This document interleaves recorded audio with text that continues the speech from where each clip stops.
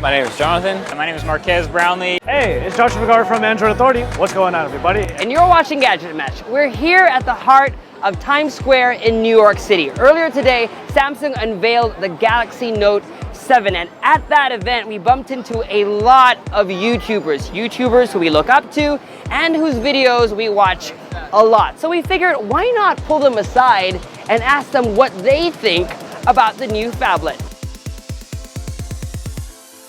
So the Note 7, pretty solid phone from what I've seen. Very impressed. It was a lot of what we were expecting. It looks like a killer phone. Hands down, my favorite feature is the Smart Select to GIF or GIF, whatever you pronounce it. All right, so Note 7 is really similar to S7 Edge.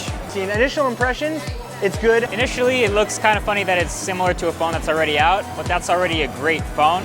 I was expected to be disappointed.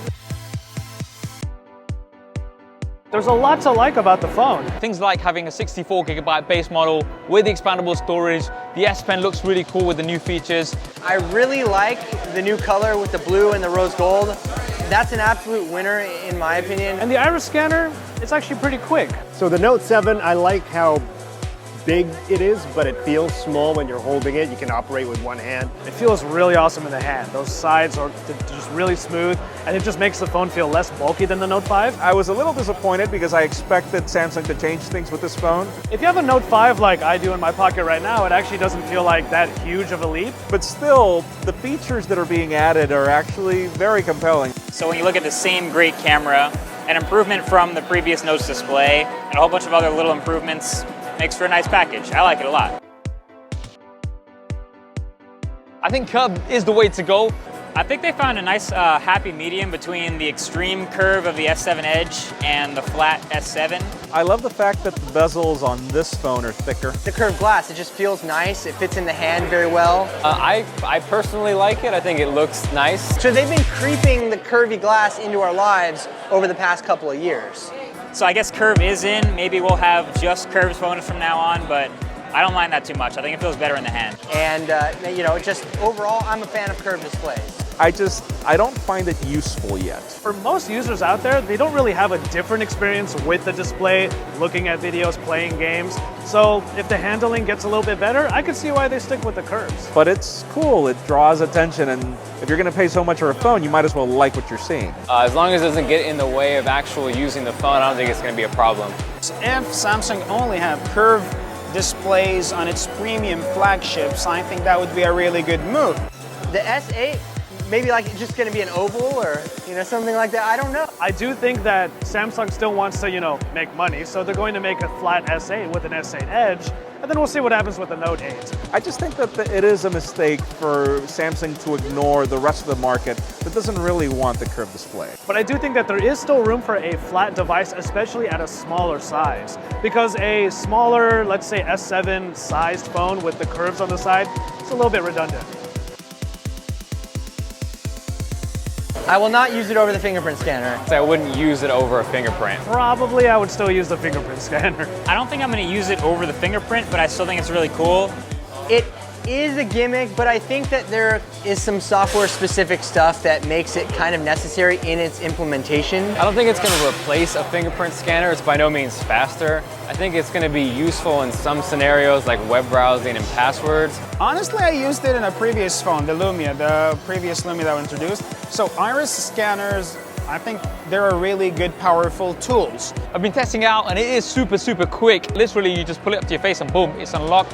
Fingerprints don't work when your fingers are wet, so. Maybe if your hands are busy or, if you're having a burger or something, it might be something cool.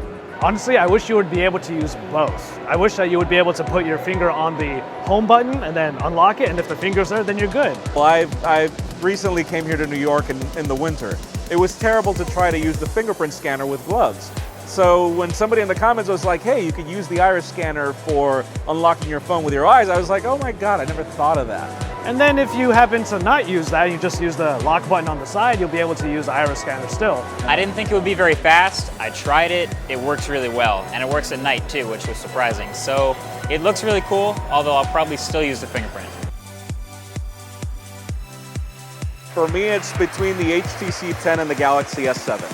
way too early to say. We still got like a handful, 4 or 5 more months left in the year. A lot of good stuff could be coming down the pipeline. That's the way it's been. The HTC 10 because of the amazing audio, the amazing build quality, the Galaxy S7 because, oh my God, the camera is just so far unbeatable in my opinion. As far as big phones, not really. I think any phone of that size is a competitor, but the S Pen, it stands alone. I think Note 7 sets itself apart because of the stylus, the S Pen. There isn't really another smartphone that's rivaling the Note series as far as that functionality goes, so it's in a class of its own in that way. As far as Android goes right now, I'd say like with the Galaxy S7 having probably the best camera on the market, if you're looking for a bigger option, it's probably the best way to go right now.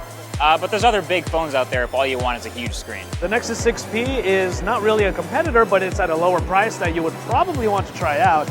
And then we just heard about possibly the V20 coming out soon, and personally I'm really excited about that, to be able to pit the two against each other. For me right now, Note 7 is the phone to beat.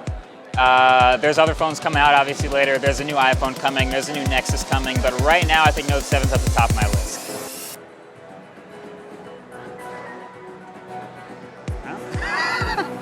To find out more about the Note 7, click over here to watch our hands-on video. Plus, make sure to watch the videos from everybody we've featured in this video. We'll put a link in the description below. If you're watching for the first time, make sure to subscribe to our YouTube channel, like our Facebook page, and follow GadgetMatch elsewhere on social media. Plus, visit GadgetMatch.com daily. From here in Times Square in New York City, I'm Michael Josh.